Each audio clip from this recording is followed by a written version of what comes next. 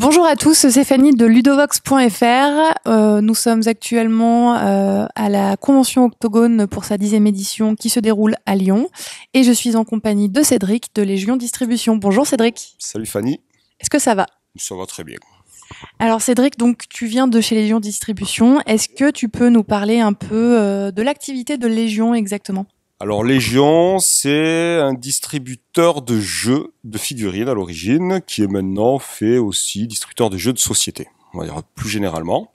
Donc on a commencé il y a quelques années avec du pur jeu de figurines, des jeux très spécialistes comme Bushido, Infinity, Guild Ball et compagnie, aussi tous les produits qui vont autour, peinture, pinceau, décor, etc. Et de par là, on est tombé dans les jeux de plateau avec figurines par hasard, avec Village Attack, une rencontre avec le créateur, avec les deux patrons de la boîte, qui a fait qu'on a fait la version française. Ça nous a beaucoup plu, ça a bien marché. Donc on a embrayé sur localiser des jeux des jeux de plateau avec figurines qui passent par Kickstarter, quoi, ce qui est devenu un peu notre spécialité. Voilà. Alors les titres que tu as cités, c'est quand même du jeu plutôt expert. Là, je t'ai demandé de venir nous présenter The Faceless. Ça n'a pas grand-chose à voir avec ce que vous avez l'habitude de faire. Déjà, est-ce que tu peux nous parler un peu de ce jeu et puis après nous expliquer pourquoi il y a eu un peu ce changement de direction. On va commencer par présenter le jeu d'abord, quand même. Alors The Faceless, pourquoi The Faceless déjà? Parce que il y avait de belles figurines. Et donc on est tombé dessus. Ça m'a tout de suite plu. On a décidé de le faire. Et il s'est avéré que c'est quand même un jeu beaucoup plus large public que ce qu'on fait habituellement. Donc The Faceless, c'est un jeu où tu joues une bande de gamins qui doit aller sauver son pote Ethan qui a disparu dans le monde crépusculaire enlevé par Billy Goat. Donc un peu à l'ambiance Stranger Things. Et l'originalité de ce jeu, donc c'est un jeu en coopération, c'est que le groupe de joueurs joue une boussole. Intégralement une boussole. Et il va devoir se déplacer sur le plateau de jeu pour récupérer les souvenirs d'Ethan en jouant des cartes qui vont activer des figurines qui sont donc aimantées, positifs, négatifs, qui vont orienter l'aiguille de la boussole et qui vont définir l'endroit vers lequel tu te déplaces. Donc ça va être toute une question de contrôle des champs magnétiques. Voilà, c'est-à-dire que si on bouge une figurine, on voit l'aiguille de la boussole qui se déplace. Et le jeu, lui, va essayer de faire se déplacer la boussole vers Billy Goat, qui, s'il t'attrape, c'est fini. C'est une des figurines en particulier, Billy Goat? Ouais, c'est le grand méchant. C'est le vilain qui enlève des enfants pour se nourrir de leurs souvenirs. D'accord, donc les figurines, c'est nos ennemis, et nous, on est la boussole. Et les figurines vont essayer d'amener la boussole à Billy Goat pour nous détruire. Voilà, et nous, on va essayer de se servir de ces mêmes figurines. Comme tu peux voir, les trois figurines autour sont double face, un côté gentil garçon et un côté méchant. Et donc, on peut se servir de ces figurines pour se sauver et récupérer les souvenirs, et Billy Goat, lui, va s'en servir pour essayer de t'attraper. Et du coup, la partie va se terminer comment? Alors la partie, c'est tout simple. Soit tu attrapes les 9 souvenirs et tu gagnes, soit Billy Goat t'attrape et tu perds, ou tu rentres en contact en te déplaçant dans un obstacle et tu perds également la partie. Et du coup, je vois qu'il y a des choses quand même au dos des souvenirs. Est-ce que ça a des effets particuliers sur le jeu ou pas du tout? Alors chaque souvenir en lui-même a un effet particulier. Tu peux dépenser le souvenir pour avoir un effet, et de plus, chaque souvenir est une deuxième chance. C'est-à-dire, si tu rentres en contact avec un obstacle, tu ne perds que si tu n'as pas de souvenir à dépenser pour te sauver. Voilà. Ok. Et du coup, tu penses qu'il peut être joué à partir de quel âge, ce jeu? Moi, je dirais à partir de 12 ans. Parce qu'en fait, en dehors du cadre de l'historique, de l'histoire, etc., c'est vraiment une question de calcul des champs magnétiques, de contrôle. Donc il y a un aspect graphique qui est très particulier, très beau, un petit côté un peu sombre. Mais la mécanique en elle-même est abordable, je pense, à partir de 12 ans, assez facilement. Et du coup, à la suite de ça, vous avez quand même plutôt sorti des choses un peu plus familiales. Est-ce que c'est suite à l'accueil de ce jeu que ça vous a donné envie de changer de direction, ou il y avait une réflexion avant ça déjà? Alors, comme pour Village Attack, il y a deux facteurs. Il y a le fait que ce jeu a beaucoup plu et a touché vraiment un public, notamment dans les salons où on s'est déplacé, qu'on n'a pas l'habitude de voir sur nos jeux. Et il y a une rencontre qui est le patron d'Emperor S4 qu'on a croisé aléatoirement, quoi. Et où ça a collé très bien, c'est très bien entendu. Et la combinaison des deux a fait qu'on a décidé de partir sur des jeux plus grand public pour voir ce que ça allait donner, quoi. C'est vraiment la découverte. Très bien, bah du coup, on va justement aller regarder un peu ce que vous allez nous proposer de ce côté grand public. Parfait. Alors du coup, on a récupéré et mis en place un peu les jeux de chez Emperor S4. Emperor S4. Emperor S4, qui est cet éditeur? Alors c'est un éditeur taïwanais que j'ai croisé par hasard sur Facebook puis à Cannes, au Fige, qui est un éditeur de jeux, de petits jeux de réflexion, on va dire. Alors ils ont fait aussi du gros jeu, ouais, de jeux de réflexion, de jeux qui crament bien le cerveau. Ouais. C'est exactement ça. Ok, et donc du coup là on est avec Royaume de Sable et Burano. C'est ça, le Royaume des Sables et Balade à Burano, comme on les a traduits en français, qui vont arriver en France au mois d'octobre, là, d'ici quelques jours, et qui sont donc nos premiers jeux grand public. Grand public et sans figurines. Et surtout sans figurines, ce qui est exceptionnel chez nous, puisqu'on ne jurait que par ça, mais écoute, au hasard des rencontres, tout arrive. Est-ce que tu peux nous présenter succinctement ces jeux? Ouais, alors Royaume des Sables, c'est un jeu de réflexion casse-tête, typiquement chinois, plus que typiquement asiatique, dans les styles du mahjong, de ces choses-là, donc où tu vas devoir assembler des espèces de dominos pour reproduire des formes et construire des cités qui vont te rapporter des points.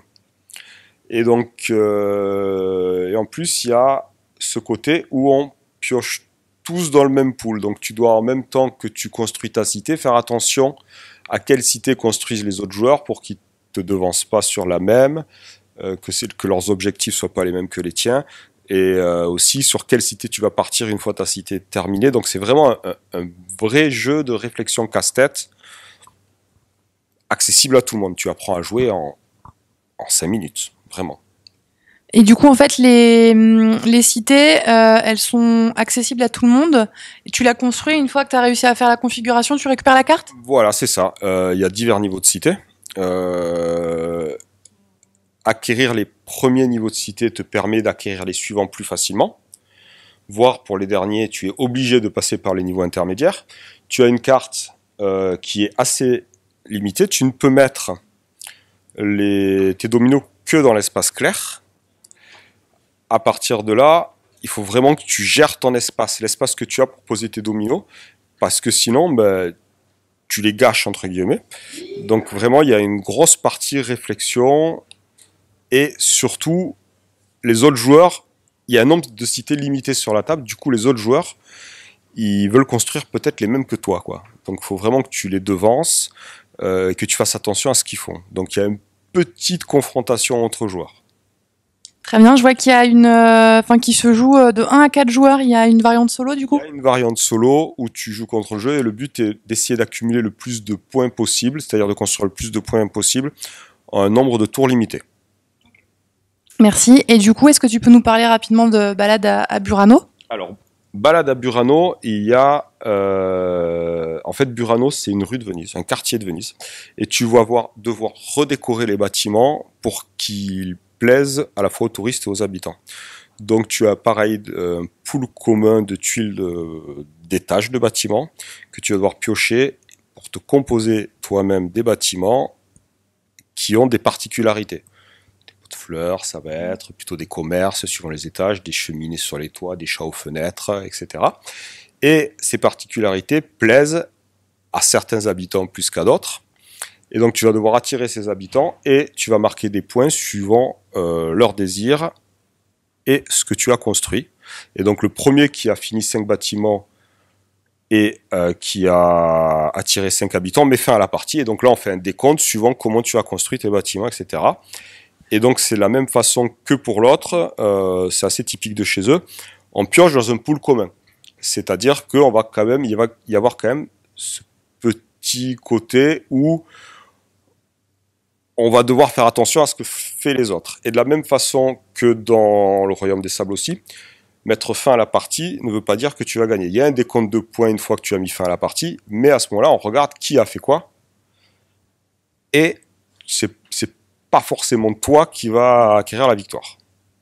Super. Et du coup, donc ça, c'est les premiers jeux de la sorte que vous allez faire. Est-ce qu'il y en a d'autres qui sont prévus pour la suite? Et est-ce que vous abandonnez le jeu de figurines ou pas du tout? Alors pas du tout, pas du tout parce que on est quand même des passionnés de jeux de filles. Ouais, il y en a d'autres. On fait deux autres jeux en ProRes 4. Ça, c'est une certitude puisqu'il y en a un qui est sur le bateau, donc qui arrive pour le mois de novembre. Il y en a un autre qui est à la fabrication, qui arrivera pour début décembre. Donc c'est Discovery et l'épreuve des temples. Voilà, Discovery qui est une localisation d'un jeu qui est déjà sorti chez eux, qu'on a adoré, un jeu très dynamique, très rapide, où il y a par contre, contrairement à leurs autres jeux, une plus grosse confrontation entre les joueurs. Et l'épreuve des temples, il va sortir en France en même temps que dans le reste du monde. Voilà, c'est-à-dire normalement juste après Essen. Et j'imagine que le travail éditorial, c'est pas du tout le même sur un jeu comme ça que sur un jeu où il y a beaucoup de figurines.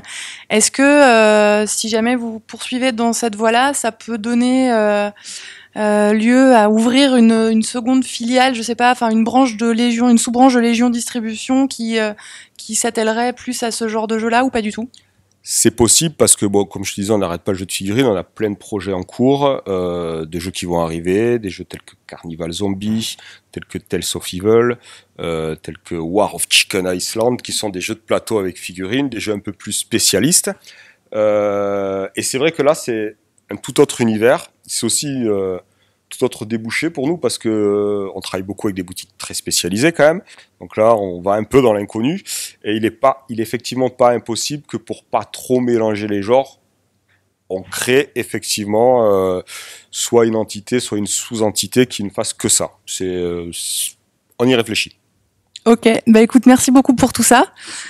Alors, du coup, dans le registre encore des jeux sans figurines par l'éditeur de Mystea, donc Tabula Games, tu vas nous parler de Wolfirion un petit peu. Qu'est-ce que c'est que ce jeu? Alors, Wolfirion, c'est un jeu de deck building qui se suffit à lui-même.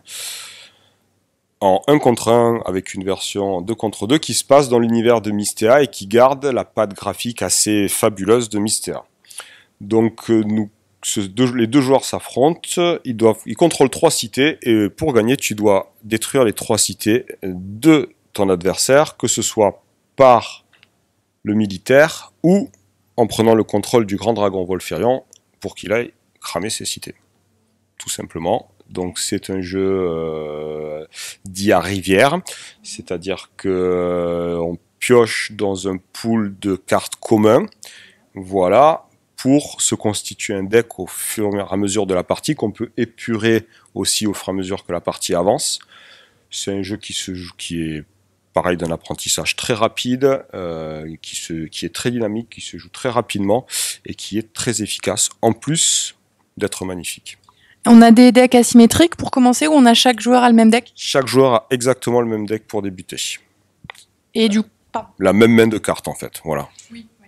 Et du coup, le Wolfirion, à quoi il sert? Comment il intervient? Alors, tu l'as un peu dit, mais si tu peux revenir un peu plus dessus? Bien sûr. Alors en fait, tu as 3 ressources dans le deck. Tu as les points de combat, les points de commandement et les points de savoir.